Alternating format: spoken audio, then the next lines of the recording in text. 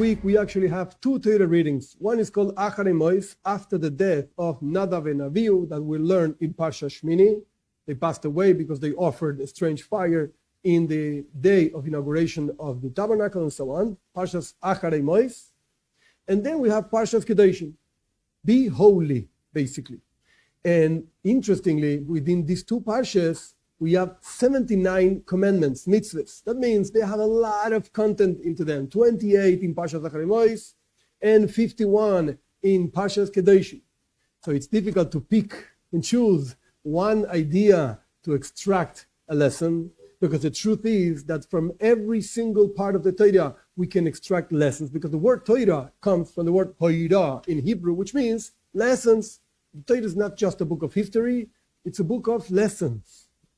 This, again, it's difficult to pick and choose and so on, but I'm going to talk about one detail of one commandment that appears in Parashas Kedoshim, the commandment of Orla.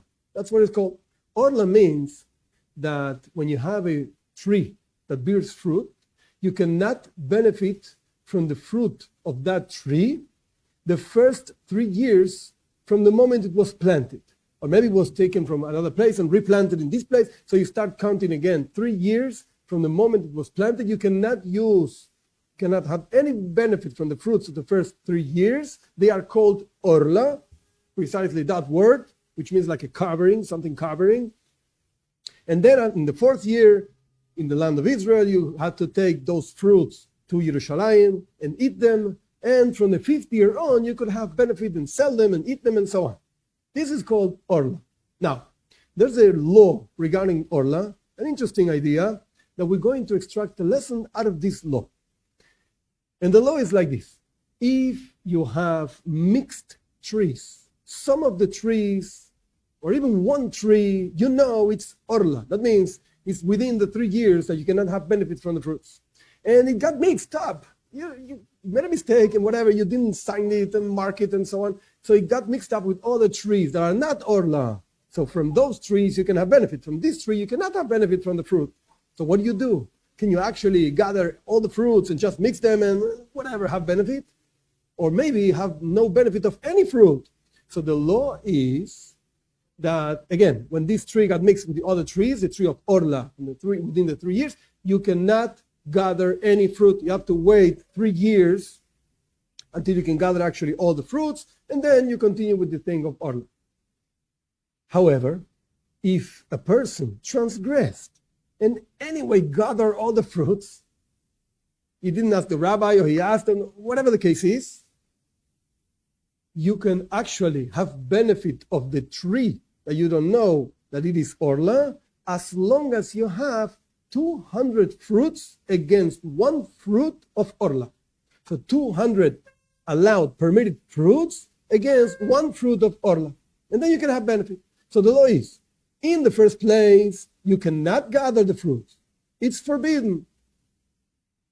But if you already gather the fruits, then it gets nullified. It gets nullified. This Orla fruit, forbidden fruit, within 200 permitted fruits. That's the law. Now, why is it that when the fruit is still in the tree, it does not get nullified? You should not go gather them, and you have to wait 3 years and so on. Why? There's the rule. The rule is, in Hebrew, mechubar einoi batul. That which is connected does not get nullified. If it's connected to the ground, the fruit, the tree, and so on, it's not getting nullified.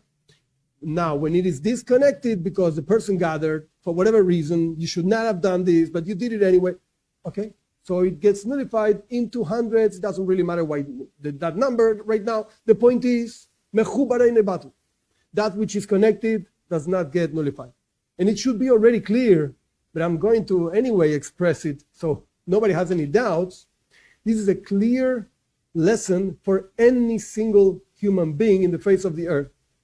Now, when a person is connected to its source, to godliness, to Torah, to laws of Judaism, to God in general, to fulfilling the will of God and so on, in any way it should be done for any single human being, when you're connected, you're never going to get nullified. Even though, so to speak, blows, winds of against will of God, whatever it is. Society doesn't have the values of Judaism, and even your neighbors laugh at you, whatever the case is, you're never going to get nullified as long as you're connected. When the person is disconnected, God forbid, then it could be nullified. It could be nullified. And this we can see clearly in the Jewish people throughout history.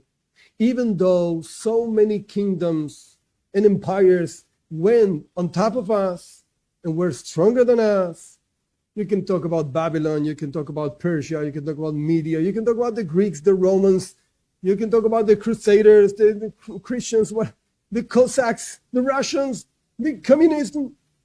Anything went on top of us and stepped on us and so on, they're gone. But we're still over here. And we're doing exactly the same thing we've been doing for thousands of years. Why? As long as you're connected to your source, you're never going to get nullified. So this should be a very strong lesson, simple but strong lesson. Again, for any human being that wants to actually be strong in his fulfilling the will of God, why did God create you and put you in the face of the earth? In order to make this place a dwelling place for him. And even though everybody else says different, that's the majority, I should go after the majority. No, wait a second, that's only when they go with the will of Torah. But when they go against the will of Torah, you should know, as long as you're connected, mechubar, ain't a battle. You're never going to get nullified.